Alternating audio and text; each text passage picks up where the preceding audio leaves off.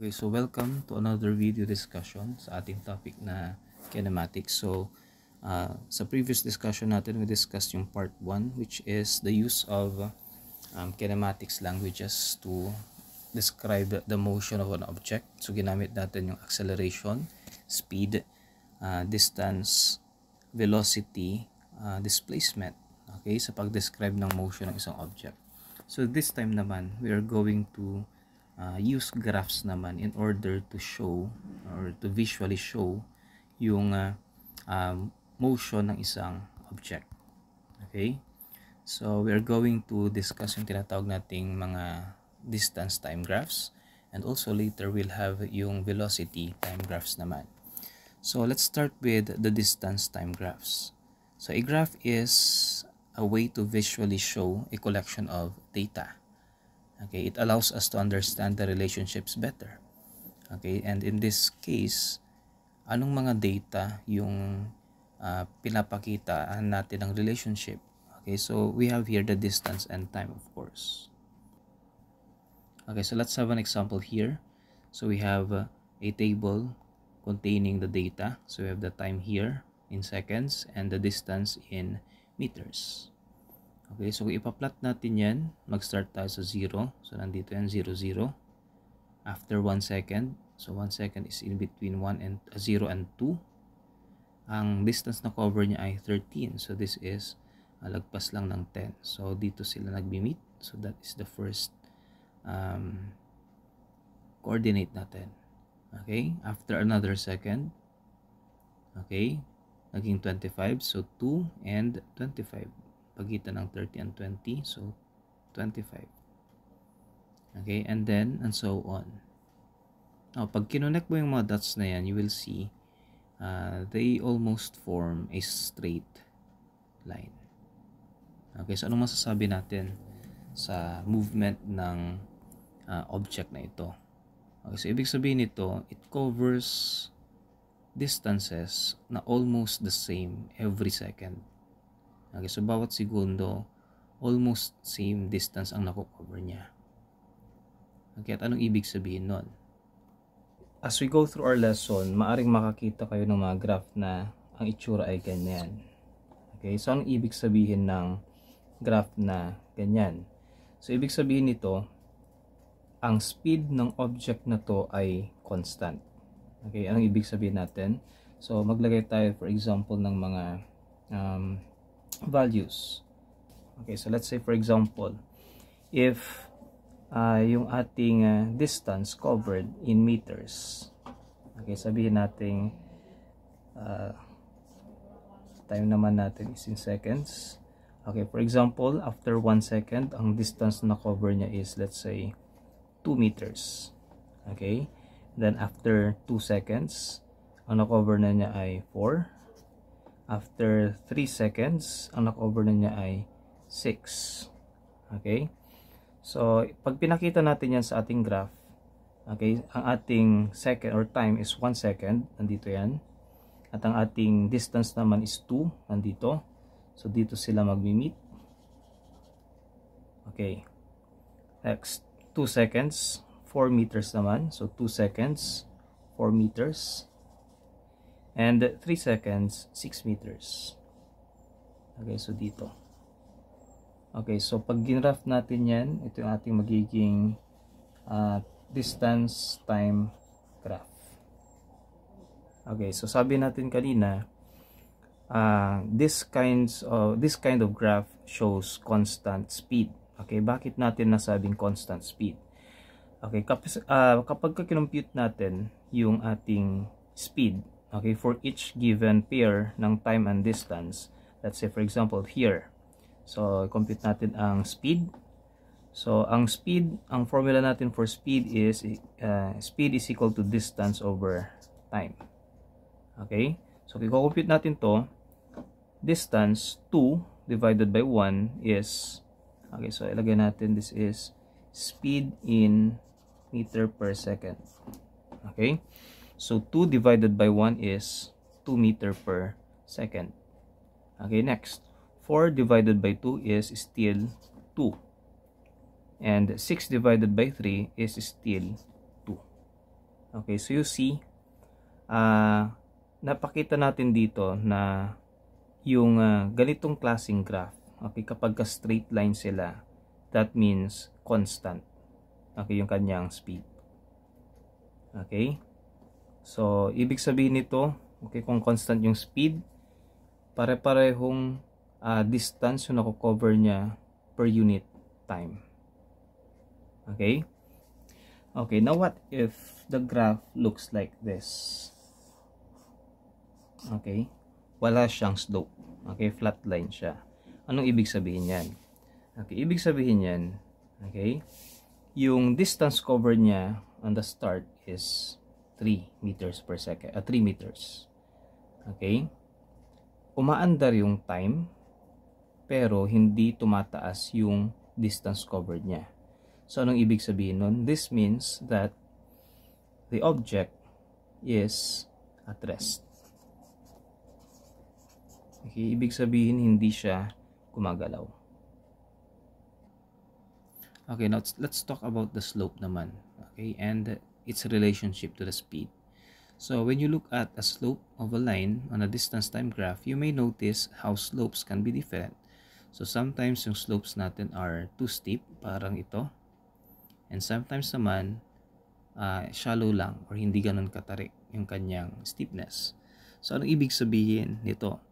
So the higher the slope, the greater the speed. Okay? Ibig sabihin, kung masyadong matarik yung ating graph, ibig sabihin mas mabilis yung movement ng object. But if the slope is low, kagaya nito, then mabagal yung kanyang speed. Okay? Ano ibig sabihin nito? So kung titignan niyo, this is distance and this is time. Okay? Kung titignan niyo yung dulo nitong graph na to, dito lang siya nakatapat, which is napakaiksing time. Okay? Pero dito naman sa distance, napakalaking distance na cover. So malaking distance, konting time, ibig sabihin nun mabilis. Okay? Next, kung dito naman, okay, if you're going to look at the tip of the graph, okay, ito yung time na na-cover niya. Sobrang tagal, mahabang time. Okay, pero kung titignan mo yung distance na cover niya, dito lang siya. Maiksi lamang yung distance na na-cover niya. So, maiksing distance, pero mahaba yung time. Okay, so gaano kabilis yun? Ibig sabihin nun, sobrang bagal ng kanyang movement. Okay, for example, let's have two graphs. Okay, so let's have this graph and this graph. Okay, so as you can see, itong isa ay hindi masyadong matarik. Okay, ito naman ay sobrang tarik, masyadong steep yung kanyang slope. Okay, so anong pinapakita niyan? Kung kanina, sinabi ko sa inyo na pareho silang constant speed. Ibig sabihin, yung pagbabago ng distance or yung nako-cover na distance nila as time goes by ay pareho. Okay, pero anong difference nilang dalawa? Okay, so i-compare natin itong dalawa. Okay, so let's have this one as yung ating 1. Okay, and ito naman yung ating number 2 graph. Okay, so 1 and 2. So pag compare natin sila, ano yung mai-compare natin? So graph 1 natin and then graph 2. Okay, sa graph 1 natin, ilang segundo yung in-spent niya at ilang distance yung na-cover niya. Okay, so let's see. So kung abutin natin yung dulo natin, this is around 6 seconds yung time. And yung distance covered naman is, sabihin natin sa may 2.5. Okay, sa graph 2 naman, okay, this is nasa time natin.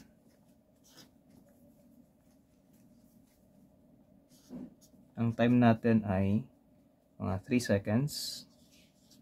Ang distance naman na covered niya ay, okay, so sabihin natin this is 7 meters. Okay, So, kapag kinompute natin yung speed nilang dalawa, okay, speed is distance over time. This is 2.5 meters divided by 6. Okay, dito naman, ang speed natin is 7 meters divided by 3 seconds. Okay, so ano yung makukuha nating speed for graph 1? Okay, so kapag kinompute natin yan, ang lalabas is 0.41 or 42 meter per second. Okay, dito naman, pag kinompute mo yan, that is 7 divided by 3, you will get the speed of 2.33 meter per second. Okay, so ano masasabi natin comparing the two graphs? Okay, so yung graph 2 natin is significantly faster than graph number 1. So 2.33 meters per second ito. Ito naman 0.42 meter per second. So kapag ang slope natin hindi ganun ka steep, okay, ibig sabihin nun it covers, okay, it covers less time, less distance, okay, mas konti yung distance niya na nako-cover over a long period of time. Okay, so you see, masyadong mahaba yung time niya pero kukunti lang yung na-cover niyang distance. Okay? While ito namang ating graph number 2, okay, konting time lang ang kanyang ginugol. Okay, pero sobrang haba ng distance na na-cover niya. Mas malayo yung na-cover niyang distance in a shorter period of time. So ibig sabihin, mabilis siya. Okay, so that is what the slope means. Okay, next let's have yung velocity time graphs naman.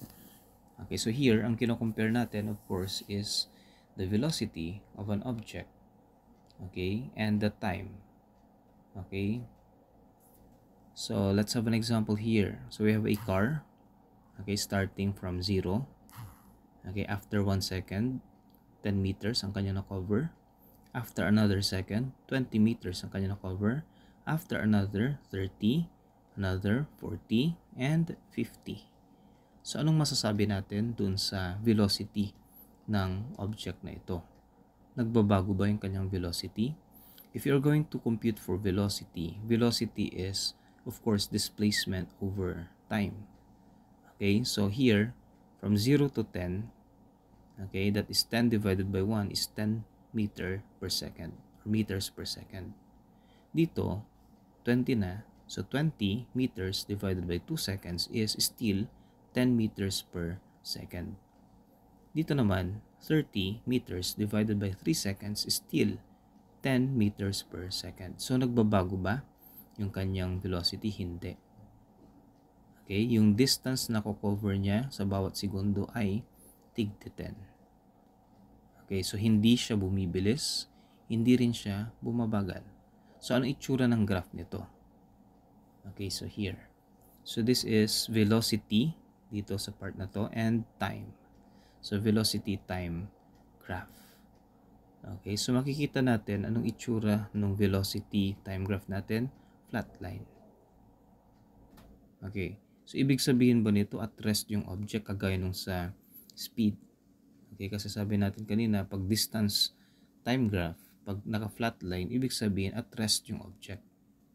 Okay, dito hindi sinisignify ng flat line na at rest ang object. Okay, sinisignify lang na ito na still nagmo-move pa rin siya at velocity of 10 meter per second, pero as time goes by, yung velocity niya na yun hindi nagbabago. Pareho lang. Okay? Masasabi mo lang na at rest yung object. Okay? Kapag yung velocity time graph niya is nandito. 0. Okay? Ibig sabihin nun, 0 meter per second, hindi siya gumagalaw. Okay? Another second, 0 meter per second pa rin. 0 meter per second pa rin. 0 meter per second. Ibig sabihin nun, at rest yung object. Okay? Pero in this case, 10 meter per second from the first second to the last second.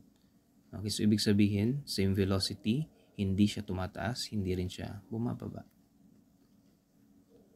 Now, let's consider this one for example. So, yung ating car ay nag-start sa 0. After 1 second, 2 meters ang kanyang cover. After 2 seconds, 8 meters. After 3 seconds, 18 meters. And after 4 seconds, 32 meters. After 5 seconds, finally is 50 meters. So, anong masasabi natin sa velocity ng object na ito? Okay? So, makikita natin yung distances covered from 0 to 2. Tapos, naging 8. Anong difference doon? So, that is 6. From 2 seconds to 3 seconds, naging 18 meters. Anong difference nung 8 sa 18? That is 10. Okay, dito naman, 32, ilan? 14. And dito naman is 18. Okay, so kung mapapansin nyo, yung differences ng distances na cover hindi pare-pareho. So from 2, and then naging 6, naging 10, naging 14, and then naging 18.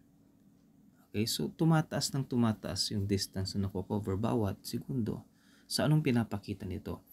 Okay, so pinapakita nito na the object is, or the velocity of the object is changing. Nagbabago yung velocity niya. Tumataas yung kanyang velocity. Okay? If you're going to compute for the velocity, for example here, 2 divided by 1 is 2. 8 divided by 2 is 4. 18 divided by 3 is 6. And dito naman, 32 divided by 4 is 8. And then 50 divided by 5 is 10. Okay, so tumataas ng tumataas yung velocity. So from 2 meter per second, naging 4 meter per second, tapos naging 6 meters per second, naging 8 meters per second, and naging 10 meters per second. So, tumataas or nadadagdagan ng 2 meter per second kada segundo yung kanyang velocity. So, ang magiging ano niyan, kapag kapilat natin niya is just like this. Okay? So, ibig sabihin ba nito, kagaya nung sa distance time natin na it means constant speed? Okay, no. Kasi ang pinag-uusapan na natin dito is velocity per second. Okay, meter per second, or acceleration. Ibig sabihin nito, the object is accelerating kasi tumataas yung kanyang velocity kada segundo. Okay? Ganito naman yung itsura ng kanyang distance time graph. So kung mapapansin natin, una, okay, naging 1, naging 2, and then biglang naging matarik. Okay? So anong sinisignify nitong graph na ito? Wherein makikita natin na parang naka-curve siya. Okay, so sa unang part, makikita ninyo hindi pa ganun katarik. So ibig sabihin, hindi ba ganun kabilis yung object. Okay, and then, okay, bigla siyang naging steep or unti-unti siyang naging steep. So that means unti-unti ding bumibilis yung object na ito. Okay? So ang tawag natin dito is constant acceleration naman. Kung kanina, sa distance time graph natin, kapag ganyan, that is constant speed. Okay? Because we divide distance divided by time. Dito, if we divide velocity over time, we get the acceleration and constant yung ating acceleration.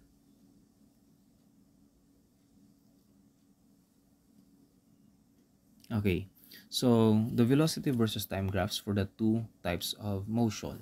Okay, yung tinatawag nating constant velocity and changing velocity or acceleration. Okay, so kanina pinakita ko na to sa inyo. Alin dito yung constant velocity at alin yung changing velocity.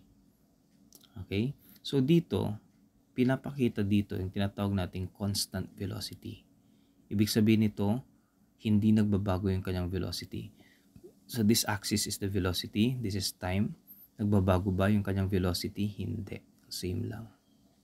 Ibig sabihin nito, hindi nagbabago, hindi tumataas, hindi bumababa ang kanyang velocity. Ibig sabihin, zero acceleration. Ito naman yung tinatawag nating changing velocity. Okay, or yung tinatawag nating constant acceleration. Okay? Habang dumadaan ng time, pataas ng pataas ang kanyang velocity. That's why it forms this straight line. Again, this is constant acceleration kasi it forms a straight line. Okay? Okay, so to review yung ating mga napag-usapan today. So, yung ating distance time graph, when the graph is steep or masyadong matarik, it means mabilis yung object. Kapag ganyan naman, shallow yung kanyang slope, that means mabagal. Pag nag-flatline, ibig sabihin hindi siya gumagalaw kasi yung distance na na-cover niya ay hindi nagbabago. Okay? Ito naman yung position time graphs natin. Still distance time graph itong mga to. So, here, anong ibig sabihin nito? This means constant velocity. Okay, which is positive kasi pataas. Okay, umaangat ng umaangat. Constant velocity, hindi nagbabago yung kanyang velocity. Okay, same. Dito naman, makikita natin constant velocity pa rin, pero mabagal. Kasi hindi siya ganun katarik. Dito, still constant velocity, pero mas mabilis. Okay, ano namang pinapakita dito? This is changing velocity, nagkakaroon ng acceleration. Okay, positive velocity pa rin. Dito naman, nakikita natin, constant pa rin siya, since straight pa rin yung line natin. But since pa ganyan yung itsura ng ating graph, it means nag-slow down siya. Kasi bumababa yung distance covered, yung position niya kada segundo. Okay? Ganun din dito, constant velocity din, pero pabagal din, slow down. Pero comparing this with this, mas mabilis ang pagbagal nito kesa dito. Ito unti-unti lang siyang bumabagal. Pero dito, mabilis yung pagbagal niya hanggang sa mag-stop. Okay, here, still, since ganyan itsura niya pa curve, ibig sabihin niyan, there is acceleration. Okay, anong sinisignify nito? Una, mabagal lang yung kanyang pag-slow down, and then biglang bumibilis ng yung kanyang pag-slow down. Okay, dito naman, baliktad. Okay, una, mabilis yung kanyang pag-slow down, and then biglang bumabagal yung kanyang pag-slow down. Okay? Now, comparing yung ating distance time graph sa ating velocity time graph at sa ating acceleration time graphs. Okay, nung tatlong motion natin. First one, if the object is stationary. Okay? Hindi gumagalaw yung object. Ano yung distance time graph? Itsura ng distance time graph niya. Flat line lang. Okay, flat line. Okay, nandyan lang. Okay, may distance siya na-cover pero hindi nagbabago yung distance over time. Okay, yung velocity time graph naman niya, okay, since stationary, hindi gumagalaw. Anong velocity pag hindi gumagalaw? Zero. Okay, so yung graph natin ay nandito lang. Okay, so as time goes by, nagbabago ba yung velocity niya? Hindi. Tumataas ba yung velocity niya? From 0? Hindi. Okay, so 0 ang kanyang velocity. Ano naman yung acceleration niya? Okay, tandaan natin, ang acceleration ay nakadepende sa velocity. Okay, kung walang pagbabago sa velocity, ibig sabihin wala ding acceleration. So since hindi nagbabago yung velocity natin dito, ang ating acceleration ay 0. Okay? Next, uniform motion naman. Anong ibig sabihin ng uniform motion? When an object moves in a uniform motion, it means hindi nagbabago yung kanyang bilis. Okay, yung velocity niya ay pareho. So, anong maging itsura niyang kanyang distance time graph? So, yung distance time graph niya ay straight. Okay, straight na nakaslant. Ibig sabihin nito, it covers same distance bawat segundo. Now, since it covers same distance in every second, ibig sabihin, ang velocity niya ay hindi nagbabago. Okay, but this time, it is not 0, hindi katulad nito. Okay, kasi gumagalaw na ito. So meron siyang velocity, hindi siya 0. Okay, pero nagbabago ba yung velocity niya? Hindi. Okay, pareho lang yung kanyang velocity. Now, sabi ko kanina dito, ang acceleration ay nakadepende sa velocity. Okay, magkakaroon lang ng acceleration pag nagbabago ang velocity. Now, question here, nagbabago ba ang velocity? Hindi. So, meron bang acceleration? Wala. That's why yung acceleration natin ay naka-0. Okay, 0 yung acceleration natin from the first second up to the last second. Okay, next naman, motion with constant acceleration. Okay, ibig sabihin nito, bumibilis ng bumibilis yung object. Okay, tumataas yung kanyang velocity. At dahil tumataas yung kanyang velocity, ibig sabihin, bawat segundo, tumataas yung nakocover niyang distance. That's why, pag ganito itsura ng ating graph. Okay, naka-curve siya. Okay? So, hindi na siya constant. Okay, next. Ano naman itsura ng velocity niya? Since this is accelerating, kada segundo ay tumataas yung kanyang velocity, ganito itsura ng kanyang velocity. Okay? Ayan. So, tumataas yung kanyang velocity. Okay, at dahil nagkakaroon ng change in velocity, okay, kung papansinin nyo, compare nyo dito sa dalawa, walang change sa velocity, that's why 0 ang acceleration nila. Pero dito, makikita ninyo, nagbabago ba yung velocity? Yes, umaangat yung velocity. Okay, that's why it means na mayroong acceleration. Okay? Pero, pare-pareho lang yung acceleration nila. Kasi yung pagtaas ng velocity nito ay pare-pareho lang din. Bawat segundo nadagdagan yung velocity niya ng same amount. Okay? So kaya same yung acceleration dito. Flat line lang din siya. Okay? So ito yung mga meanings ng ating mga motion graphs. Okay? So you can review this para mas maintindihan ninyo. Okay, dito naman pinagsama-sama yung iba't ibang klase ng tawag dito yung motion ng object. Okay, so for example here, pa-curve yung distance, ibig sabihin nito nag-accelerate yung object.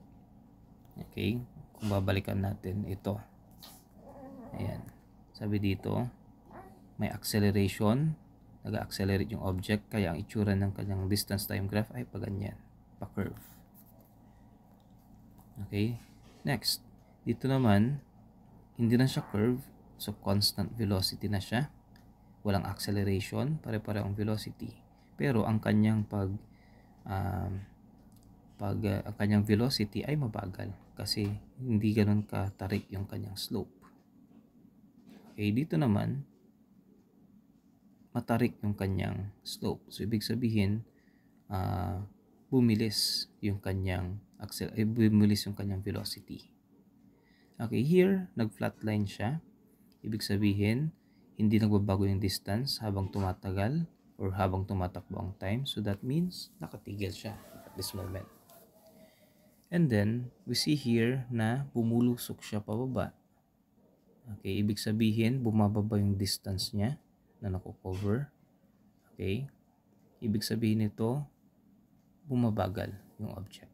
Una, yung kanyang pagbagal ay matarik. So, ibig sabihin, sobrang bilis ng kanyang pagbagal ng una. And then, biglang nagiging flat or nagiging shallow yung slope. Ibig sabihin, bumagal yung kanyang pagbagal hanggang sa mag-0. So, merong acceleration dito sa part na to. Pero this time, this is called deceleration. Dahil nag-curve siya bababa. Okay? Here is another naman. Pero this time, this is velocity time graph naman. Okay, so velocity to time. So, dito, sa first part, constant positive acceleration. Ibig sabihin, tumataas ang kanyang velocity. May acceleration dito.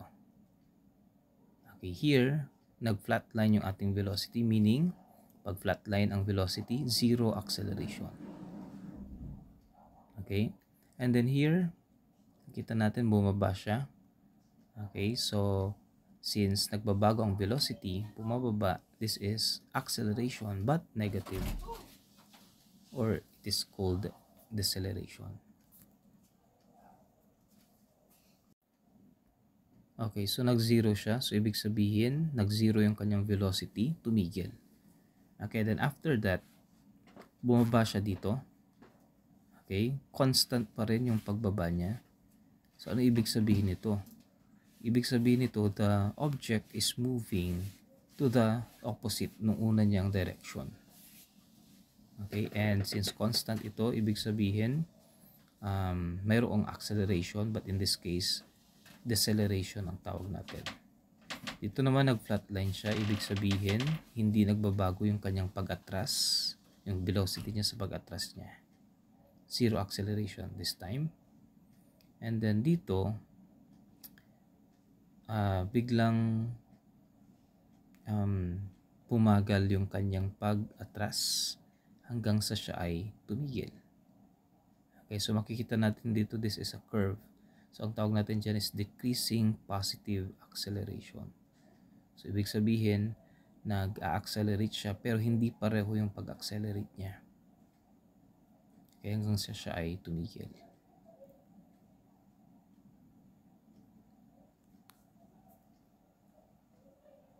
Okay, so that is all for part 2.